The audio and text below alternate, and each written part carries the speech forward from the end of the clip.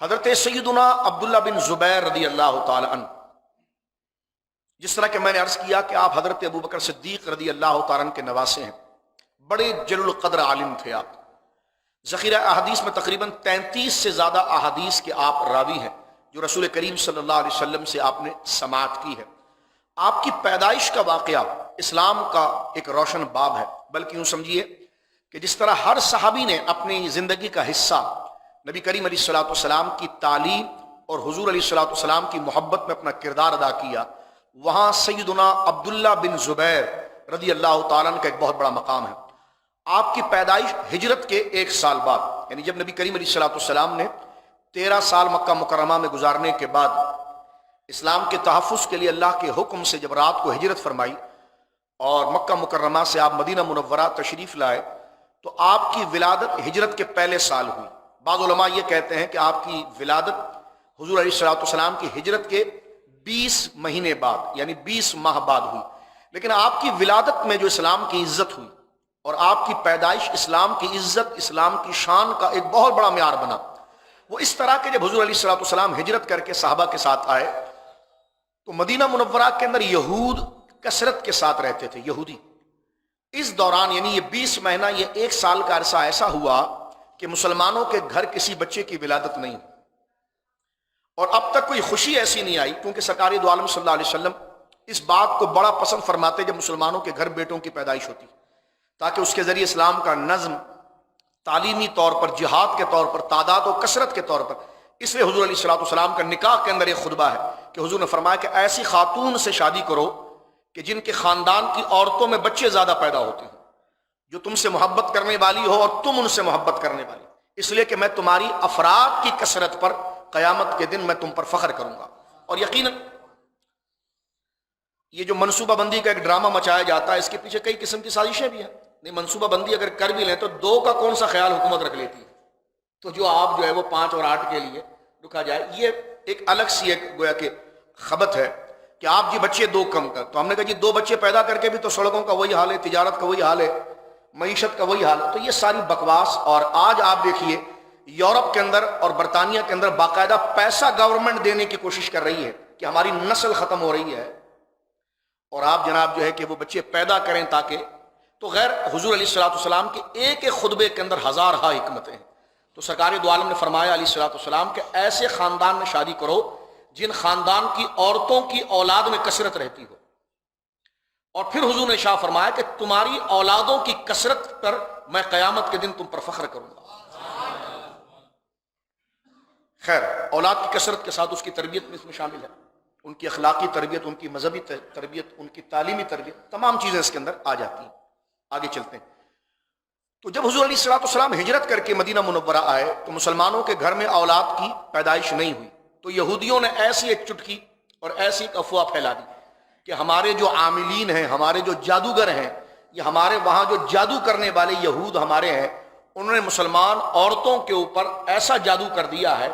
کہ اب ان کے رحم میں کوئی بچہ استقرار نہیں کرے گا، یعنی اب ان سے بچے پیدا نہیں ہوں گے۔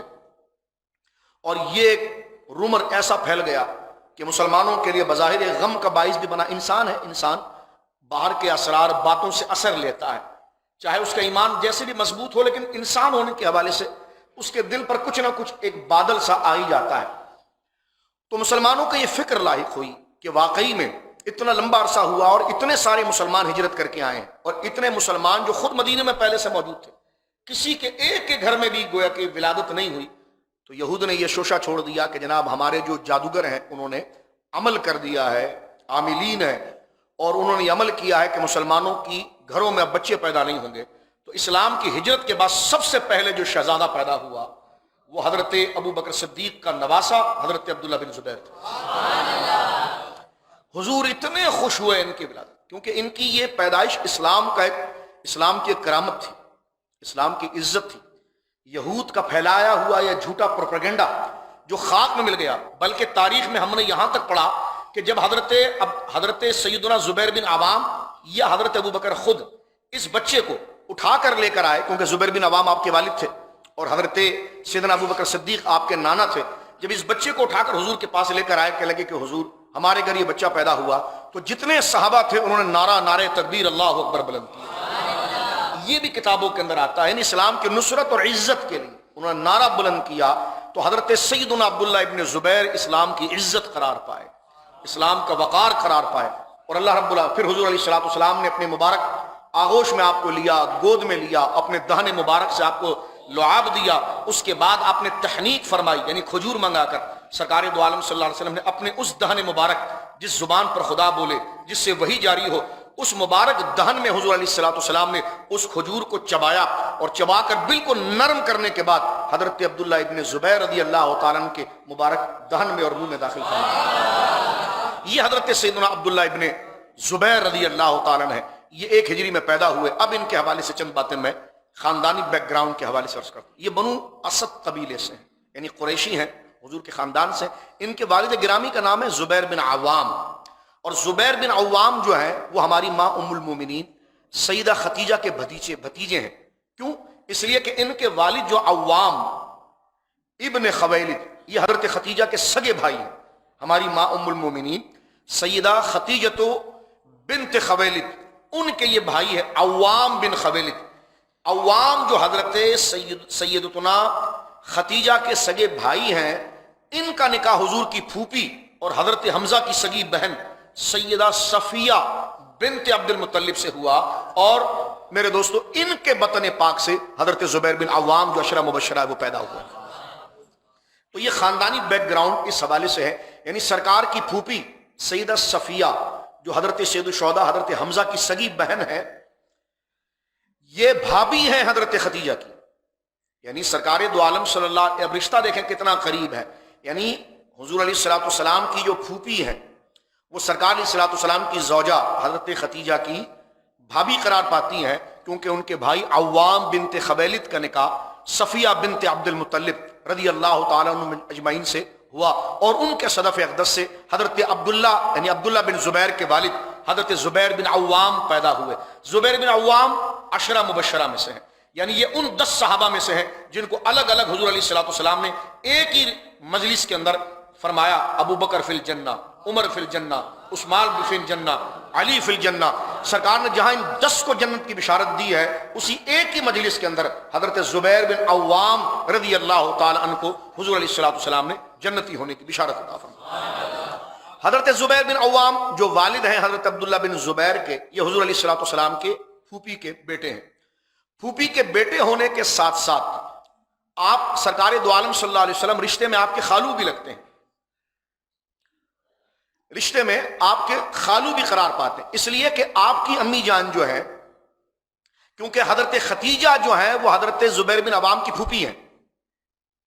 کیونکہ آپ کے والد عوام ہیں اور ان کی بہن حضرت خدیجہ ہے، تو حضرت زبیر کی پھوپھی ہوئی، اور حضور علیہ الصلوۃ والسلام سیدہ خدیجہ کے شوہر ہیں، تو پھر حضور علیہ الصلوۃ والسلام حضرت زبیر بن عوام کے خالو قرار پائے۔ اور ایک رشتہ اس کے ساتھ جو ہے کہ بڑا قریبی مزید جڑ جاتا ہے حضرت زبیر بن عوام کا، کہ زبیر بن عوام خود جو ہیں وہ حضور کی پھوپھی سیدہ صفیہ کے بیٹے ہیں، اور حضور علیہ الصلوۃ والسلام کیا قرار پائے، یعنی حضرت صفیہ کے ماموں کے بیٹے قرار پائے۔ تو لہذا اس حوالے سے حضور علیہ الصلوۃ والسلام سے ایک جو خونی بھائی کا رشتہ ہوتا ہے یہ بھی قرار پاتا ہے۔ تو گویا کہ حضرت سیدنا عبداللہ بن زبیر رضی اللہ تعالیٰ عنہ کا اپنا خاندانی بیک گراؤنڈ ایسا ہے، اور ایسے درخت کے مانند ہے کہ ہر شاخ ذات مصطفیٰ سے جڑی ہوئی ہے صلی اللہ علیہ وسلم۔ حضرت زبیر بن عوام حواری رسول ہیں صلی اللہ علیہ وسلم، یعنی حضور کے قریبی مددگار، اور یہ حواری کا لفظ حضور نے کسی اور کو نہیں کہا۔ اور جس طرح کہ ہمارے علماء اہل سنت اس مسئلے کو بیان کرتے ہیں کہ حضور علیہ الصلوۃ والسلام کی دربار سے فضیلت جو ہے ہر ایک کو ایسی ملی ہے جو دوسرے کو نہیں ملی، ایک ہے فضیلت اور ایک ہے افضلیت۔ انشاءاللہ جب یوم صدیق اکبر کریں گے تو ہم آپ کو بتائیں گے۔ ہر صحابی کے اندر ایک جزوی فضیلت ایسی جو دوسرے کے پاس نہیں، جیسے حضرت عائشہ کے پاس فضیلت کیا ہے کہ وہ حضور کی بیوی ہیں صلی اللہ علیہ وسلم، یہ فضیلت حضرت فاطمہ کے پاس نہیں، اور سیدہ فاطمہ کے پاس جو فضیلت ہے بدعۃ منی، حضور کی جگر کا ٹکڑا ہونا، حضور کی بیٹی ہونا، یہ فضیلت ام المومنین کے پاس نہیں۔ ٹھیک ہے، اسی طرح یہاں پر دیکھیں حضرت سیدنا زبیر بن عوام کو جو فضیلت حواری یعنی حضور کا حواری ہونا، یہ حضرت مولا مرتضیٰ کو یہ لقب نہیں دیا گیا۔ تو اگر جزوی فضیلت پر اگر گویا کہ پہلا نمبر کا نعرہ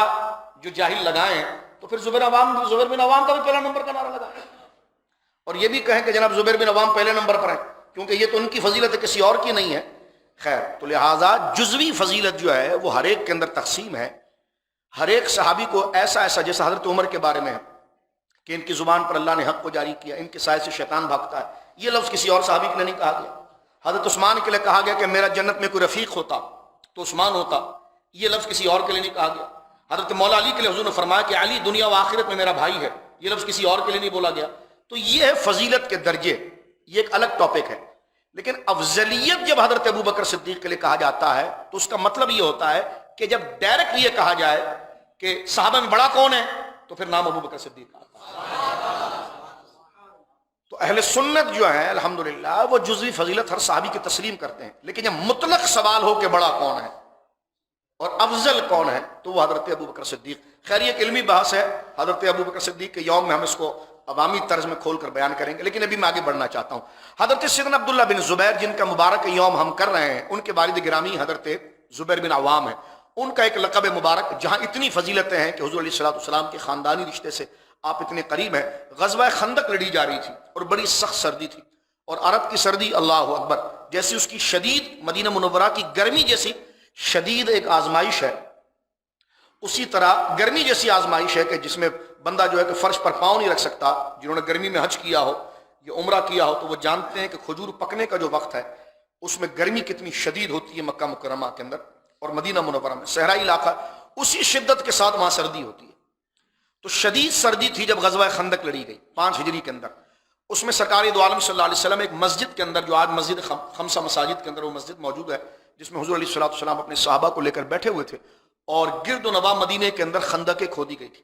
سرکار دو عالم صلی اللہ علیہ وسلم نے رات کے پہر ایک آواز لگائی، فرمایا کہ کون ہے جو اس میری مجلس سے اٹھے گا، اٹھ کر جائے گا اور پورے مدینے کا چکر لگائے گا، اور ہر سرنگ اور ہر گویا کہ اس کی فصیل کو غور سے دیکھے گا کہ اس سے کوئی دشمن عبور تو نہیں کر رہا. کون پہرہ داری کر کے آئے گا؟ سخت سردی تھی، تو اس میں سب سے پہلے حضرت زبیر بن عوام کھڑے ہوئے. اب جس طرح فتح خیبر مولا علی کے لیے ہے تو یہ خصوصیت حضرت زبیر بن عوام کے لیے. ٹھیک ہے، ہم کوئی حفظ مراتب اپنی جگہ پر، یعنی حضرت مولا مرتضیٰ رضی اللہ تعالیٰ عنہ اپنی وہ شخصیت جو عثمان غنی رضی اللہ تعالیٰ عنہ کے بعد ہے، اس میں تو ساری امت سے افضل ہے.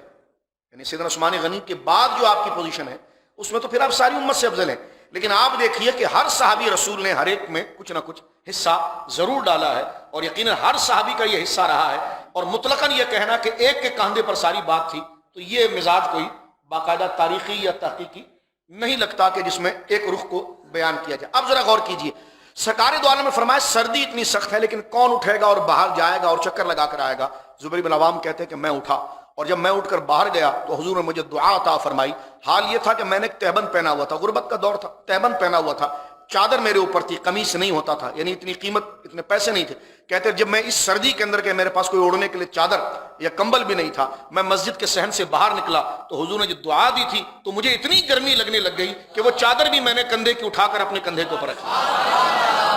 اور میں نے پورے خندق کو چکر لگا کر واپس آیا. تو جب میں لوٹ کر آیا تو سرکار کے چہرے پر ایک خوشی کے آثار تھے، اور سرکار نے جماعت صحابہ میں یہ ارشاد فرمایا کہ ابھی جبریل میرے پاس آئے تھے اور میں نے جبریل سے کہا تھا کہ جبریل حضرت عیسیٰ علیہ السلام کے اتنے مددگار اور حواری تھے، میری امت میں میرا حواری کون ہے؟ تو جبریل ابھی مجھے بتا کر گئے ہیں کہ یا رسول اللہ آپ کی امت میں آپ کا حواری زبیر بن عوام ہے.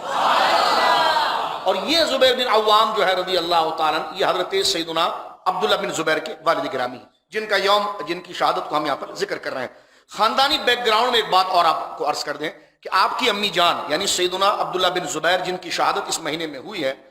اور بڑی بے دردی سے آپ کو شہید کیا گیا، یہ تاریخ کا ایک بڑا بھیانک اور غمناک گویا کہ یہ واقعہ ہے، جس طرح کربلا کا واقعہ حضرت سرکار امام علی مقام کا، اس طرح یہ تاریخ کے تلخ واقعات میں سے ایک واقعہ حضرت سیدنا عبداللہ بن زبیر کی خانہ کعبہ کے اندر شہادت کا ہونا ہے، یا اس کے قریب کے اندر آپ کی شہادت کا ہونا ہے. یہ تمام چیزیں ہمیں استقامت اور صبر و للہیت بتاتی ہیں. یعنی اگر کسی نے پورا کفن پہن کر دنیا سے گیا، ضروری نہیں کہ وہ نیک ہے، لیکن کچھ ایسے دنیا سے گئے کہ جن کے سر کو ڈھانپا گیا تو پاؤں کھلا رہا، تو یہ نہیں کہ وہ جناب وہ نیک نہیں تھے. صحابہ کے کفن ایسے ہی رہے، اتنا تنگ کپڑا ہوتا کہ پاؤں کو ڈھانپتے تو چہرہ کھلا رہتا اور چہرے کو ڈھانپتے تو پاؤں کھلا رہتا. تو بات واضح ہو گئی، ان اکرمکم عند اللہ اتقاکم، اللہ کی بارگاہ میں عزت وہی پا گیا جو متقی و پرہیزگار تھا. کفن کا پورا ہونا بہت بڑی برکت ہے، لیکن یہ نجات کا ذریعہ بنے ایسا ضروری نہیں۔ کفن کا آدھا ہونا بظاہر بڑا عیب لگتا ہے، لیکن اس سے بندہ گناہ گار ہو ایسا نہیں۔ کیونکہ دیکھیے حضرت زبیر بن عوام کا لباس میں نے ابھی آپ کے سامنے پیش کیا، یا حضرت غزوہ احد میں جو شہید ہوئے ہیں ان کے کفن کیسے تھے، یعنی آدھا بدن کو ڈھانپا جا سکتا تھا اور آدھا بدن کھلا ہوتا۔ حضرت امیر حمزہ سے بڑا نیک کون ہوگا؟ جب آپ کے قدم مبارک پر کفن لایا جاتا تو چہرہ کھل جاتا تھا، اور چہرے پر لایا جاتا تو گویا کہ قدم کھل جاتے۔ جو چہرے پر کپڑا رکھا گیا اور مدینہ منورہ کے گرد کے ہرے گھاس توڑ کر لا کر آپ کے پاؤں پر رکھے گئے، اور اس طریقے سے حضرت حمزہ کو شہید کیا گیا تھا۔ اور ٹھیک اس واقعے کے 40 سال بعد جب مدینہ منورہ میں سیلاب آیا تھا اور شہداء کی قبریں ٹوٹ گئی تھی، تو اس میں جب حضرت حمزہ کی قبر ٹوٹی تھی تو وہ بدن تو بدن، وہ گھاس بھی اسی طرح ہرا تھا جو آپ کی قدم میں مبارک تھا۔ تو یہ مقام ہے حضرت سید الشہداء حضرت امیر حمزہ اور جملہ شہداء کرام جو سرکار دو عالم صلی اللہ علیہ وسلم کے قریبی اور رفیقی صحابت ہے۔ تو حضرت زبیر بن عوام، ان کی بیوی ہے حضرت ابوبکر صدیق کی بڑی بیٹی، اور جن کی شہادت کو ہم ذکر کر رہے ہیں حضرت سیدنا عبداللہ بن زبیر، ان کی امی جان، ان کا نام ہے اسماء۔ حضرت ابوبکر صدیق کی 3 بیویاں تھیں، آپ کی 2 بیویوں سے بیٹا بیٹی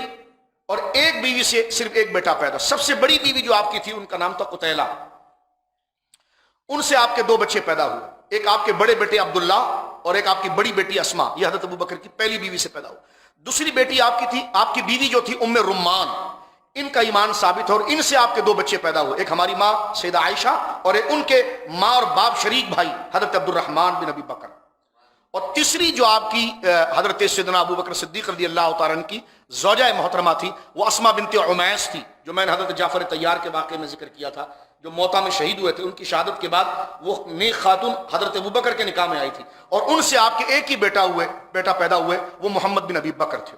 تو آپ کی جو بڑی بیوی ہے حضرت ابوبکر صدیق کی قتیلہ، ان سے جو 2 بچے پیدا ہوئے عبداللہ، جن کا ذکر ہجرت میں سرکار دو عالم صلی اللہ علیہ وسلم کو غار میں کھانا پہنچانے کے حوالے سے آتا ہے، وہ صحابی رسول ہے حضرت عبداللہ، اور آپ کی سگی بہن اسماء، یہ ہماری ماں سیدہ عائشہ سے تقریباً 18 سال، بعض علماء نے لکھا 8 سال، یہ بعض علماء نے لکھا 12 سال، یعنی مطلقاً یہ کہ ہماری ماں حضرت عائشہ سے یہ بڑی تھی، عمر میں کافی بڑی تھی، حضرت اسماء بنت ابی بکر۔ ان کا نکاح ہوا حضرت زبیر بن عوام سے، اور ان سے پیدا ہوئے ہیں حضرت عبداللہ ابن زبیر، جن کی شہادت کو ہم ذکر کر رہے ہیں۔ آپ کی امی جان کی شان یہ تھی کہ آپ گویا کہ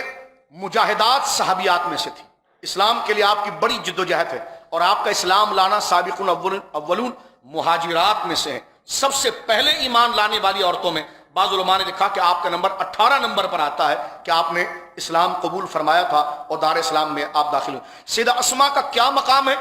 ہجرت کو پڑھنے والے جانتے ہیں کہ کس طریقے سے آپ نے ابو جہل سے جھگڑا کیا اور ابو جہل کے سامنے کھڑے ہو کر سرکار دو عالم کے راز کو چھپایا کہ سرکار کس غار کے اندر ہے، اور حضرت ابوبکر آپ کو کس غار کے اندر لے کر گئے ہیں۔ ابو جہل جب آپ کے گھر پر آپ لوگوں کو مارنے کے لیے آیا تو وہاں پر کھڑے ہو کر جس طرح کربلا کے اندر یزید کے سامنے سیدہ زینب نے رسول اللہ کی عزت پر پہرا دیا تھا، اسی طرح صحابیہ حضرت اسماء ابوبکر کی شہزادی نے حضور کا یہ راز کہ حضور ہجرت میں کہاں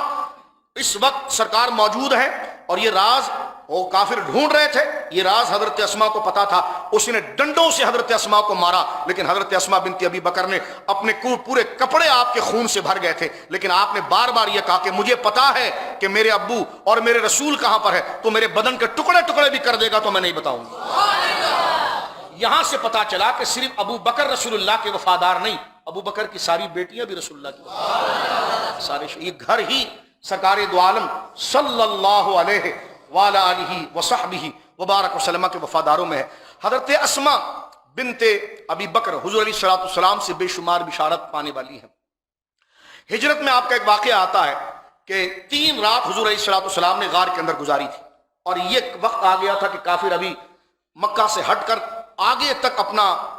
گھیراؤ کریں گے اور وہ اپنے جاسوسوں کو چھوڑیں گے، اس سے پہلے حضور کو مکہ سے نکال کر مدینہ پہنچا دیا جائے۔ یہ بات صرف ابو بکر صدیق کے گھر والوں کو پتا تھی، یہ حضرت علی کو پتا تھی، بس یہ 2 شخصیات ہیں جن کو یہ پتا تھا کہ سرکار اس وقت رات کو کہاں رکے ہوئے، اور یہ خاموشی سے، کیونکہ یہ تو کانوں کان خبر ہو جائے تو کافر پہنچ جائے، اور آپ کو پتا ہے کہ وہ قتل کرنے کے لیے اور گویا کہ ہنگامہ کرنے کے لیے وہ تیار تھے، غار کے منہ تک وہ آ چکے تھے۔ تو یہ بات حضرت ابوبکر صدیق کے سارے گھر والوں کا نہیں بلکہ آپ کے غلام کو بھی پتا تھی۔ اور غلام تو ٹکوں پر بک جاتے ہیں، لیکن ابو بکر صدیق کی تربیت میں رہنے والا غلام ایسا ہے کہ وہ بازار سے جب گزرتا ہے تو آوازیں آتی ہے کون ہے جو محمد صلی اللہ علیہ وسلم کا پتہ بتا دے گا، اس کو اتنے لاکھ دینار، اتنا انعام، اس عورت سے شادی کرائی جائے گی. لیکن وہ عجیب غلام ہے. غلام تو لالچی ہوتے ہیں، کبھی اس کے ہاتھ پر بک گئے، کبھی اس کے ہاتھ پر بک گئے. لیکن ایک غلام عامر بن فہیرہ بھی تھا جو حضرت ابوبکر صدیق کا غلام تھا. وہ لاکھوں روپے کی آوازیں کانوں سے سنتا تھا اور بکریاں چرا کر رسول اللہ کو دودھ پلانے جا رہا ہے، لیکن آنکھوں کے اشارہ کے بدن سے کسی طریقے سے وہ اشارے کو ظاہر نہیں کرتا تھا کہ حضور کہاں پر اس وقت پوشیدہ ہے. تو یہ سرکار دو عالم صلی اللہ علیہ وسلم کے رفیق خاص حضرت سیدنا ابوبکر صدیق رضی اللہ تعالیٰ کی وفاداری اور تربیت تھی کہ آپ نے اپنے گھر کے بچے تو بچے یعنی غلاموں تک کو ایسا عاشق بنایا تھا کہ وہ کٹ مرنا تو گوارا کر سکتے تھے، لیکن حضور کے ساتھ بغاوت کرنا اور حضور کی ناموس کا سودا کرنا یہ وہ گوارا نہیں کر سکتے تھے. ہجرت پر میں ایک بات عرض کر دیتا ہوں اور بات کو سمیٹتا ہوں حضرت سیدنا عبداللہ بن زبیر کے حوالے سے، کیونکہ بڑی برگزیدہ شخصیت ہے. آپ کہیں گے کہ آپ کی ذات پر گفتگو کیوں نہیں کر رہے، والدین پر کیوں کر رہے ہیں؟ میں نے کہا یہ گفتگو کا انداز ہوتا ہے، کسی شخصیت کو راضی کرنے کے لیے اور اس کی دعا لے کر اپنی مغفرت کے لیے بندہ براہ راست ان کی بجائے ان کا ذکر بعد میں کیا جائے. وہ جن شان والوں کی اولاد ہیں، خاندان ہیں، ان کا ذکر مبارک پہلے کیا.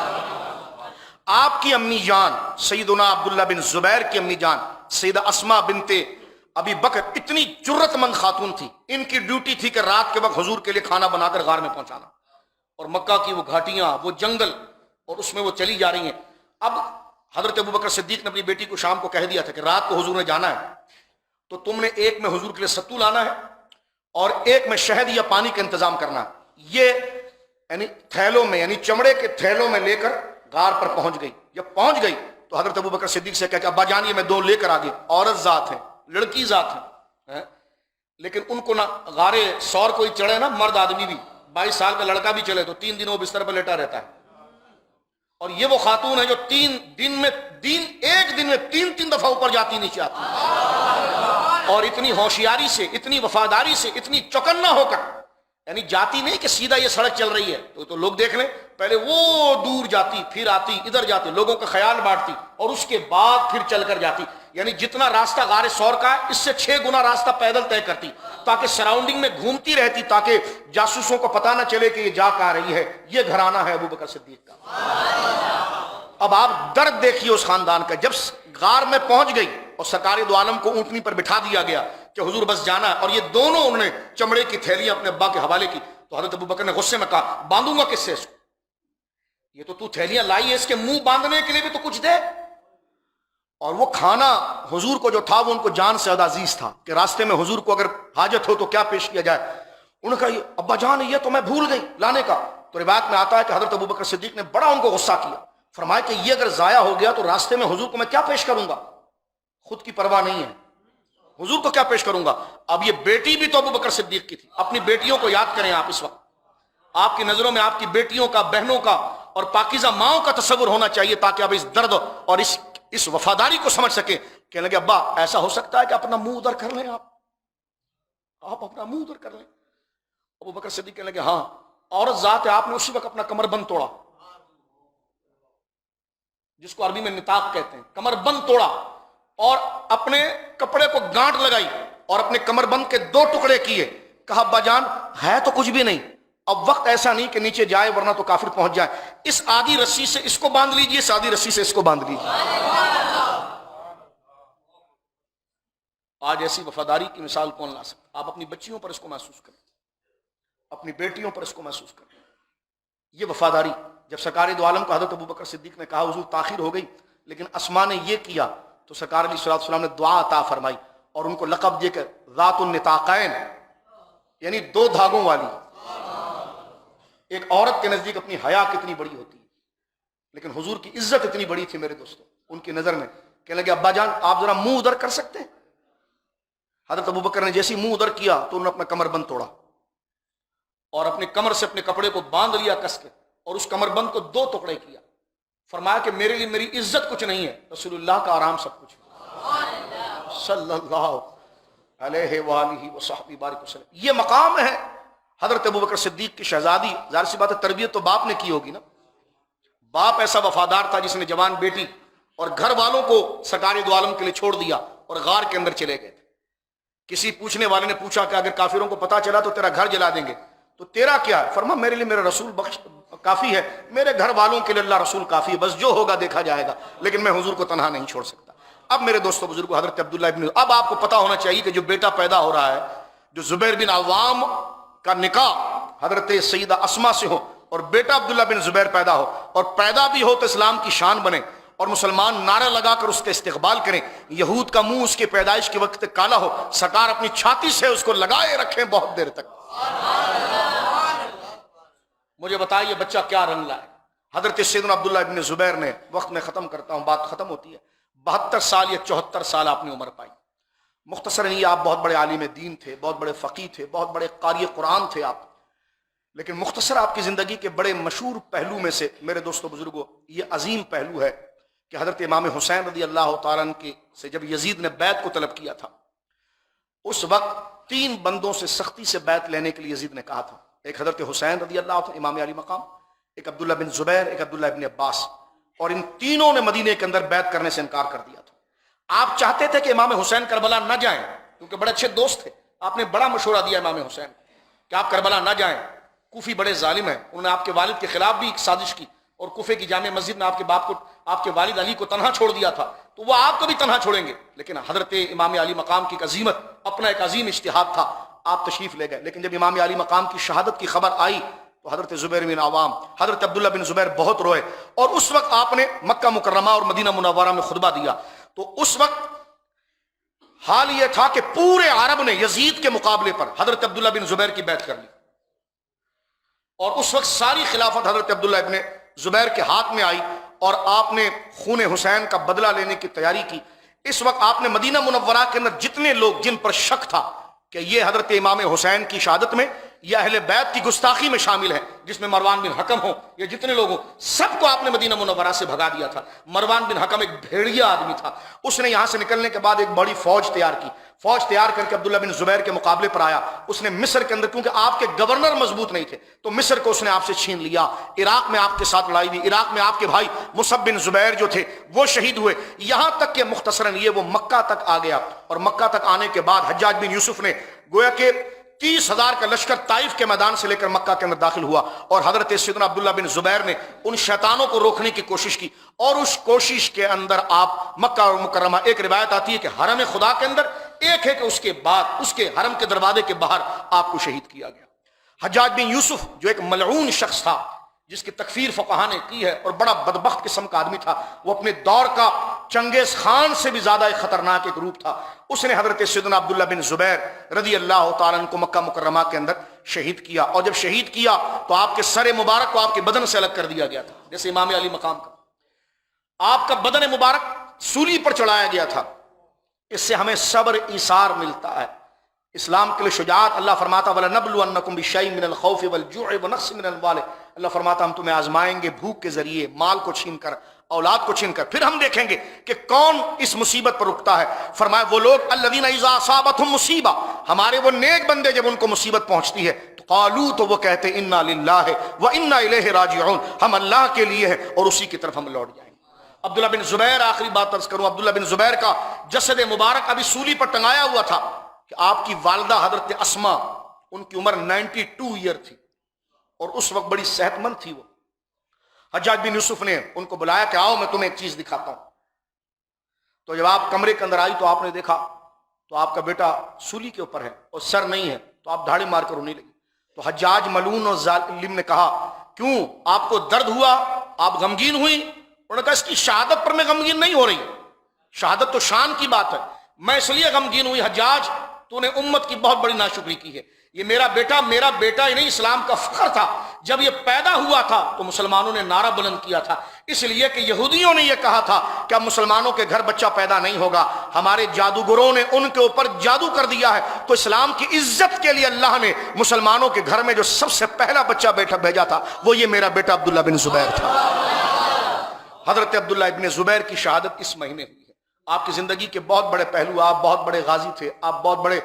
مجاہد تھے، اہل بیت کے محافظ تھے، امام علی مقام امام حسین کے بڑے جگری دوست تھے، آپ خود صحابی رسول تھے، حضرت ابوبکر صدیق کے نواسے تھے، حضرت زبیر بن عوام کے بیٹے تھے، حضرت اسما کے بیٹے تھے۔ میں یہ چاہوں گا اس ذکر کو میں نے اس لیے آہستہ سے ذکر کیا ہے کہ تاریخ کے پنے آپ اٹھائیں اور آپ کی عظمت و شان کا مطالعہ کریں، اور آج کے دن ہو سکے یا کل اپنے گھروں کے اندر ایک چھوٹی سی مجلس سجا کر آپ کے نام کا فاتحہ شریف ضرور پڑھیں، تاکہ اللہ رب العالمین آپ جیسے عظیم غازی، مجاہد، اسلام کے وفادار اور ناموس رسالت اور ناموس شریعت پر پہرا دینے والوں کے صدقے اللہ ہمیں حیا دے اور صبر دے، استقامت دے، ہمارے دلوں سے اللہ ہوس، لالچ اور بغض کو نکالے، ہمارے دل میں اللہ آخرت کی فکر کو پیدا کرے، اور سب سے اوپر اسلام، سب سے اوپر قرآن، سب سے اوپر رسول اللہ کی عزت اور اللہ کی توحید، اس حقیقت کو اللہ رب العالمین ہمارے دلوں میں اٹھا کر رکھے، تاکہ ہم فرائض پر جمے رہیں اور اسلام کے لیے ہر قربانی دینے کے لیے ہم کوئی دقیقہ فروغ گزاش نہ کریں، اور سر اٹھا کر یہ کہیں کہ قل ان صلاتی و نسکی و محیایا و مماتی للہ رب العالمین، کہ میری نماز، میری قربانی، میرا جینا اور میرا مرنا سب میرے اللہ کے لیے ہے۔ انا للہ و انا الیہ راجعون۔ اللہ رب العالمین سیدنا عبداللہ بن زبیر کی قبر شریف پر کروڑوں رحمتوں کے نزول فرمائے۔ آپ کی قبر شریف پر ایک جملہ، اس کے بارے میں دو بات ملتی ہے کہ آپ کی شہادت کے بعد آپ کے بدن کو آپ کی امی جان کے حوالے کر دیا گیا، اور آپ کی امی جان اس غم میں اسی مہینے میں انتقال کر گئی۔ حالانکہ 92 سال آپ کی عمر تھی سیدہ اسما کی، اور بالکل تندرست تھی، لیکن اس غم میں آپ نے اسی مہینے میں ہی آپ کا اس غم سے انتقال ہو گیا۔ حضرت عبداللہ بن زبیر کی قبر شریف کہاں پر ہے، اس کے بارے میں دو قول ہے۔ ایک یہ کہ آپ کو حجون میں، یعنی جنت المالا جس کو کہا جاتا ہے، جنت المالا کے اندر آپ کو دفن کیا گیا، اور ایک یہ ہے کہ جب حاجی عرفات میں مزدلفہ کی طرف آتے ہیں تو مزدلفہ کی پہاڑیوں کے سراؤنڈنگ میں حضرت عبداللہ بن زبیر کی تدفین ہوئی۔ اللہ رب العالمین آپ کے مدارج بلند کرے اور آپ کی قبر مقدسہ پر کروڑوں رحمتیں نازل فرمائے، اور اللہ رب العالمین آپ کی اس دینی خدمات کے صدقے امت کو متحد فرمائے، اور یہود اور اسلام کے دشمنوں کے مقابلے میں امت کو، ہم تمام کو حرص اور لالچ کی طرف جانے کی بجائے اللہ کے دین، اپنی آخرت اور دین کے ساتھ وفاداری کرنے کے اللہ توفیق عطا فرمائے۔ وآخر دعوانا الحمدللہ رب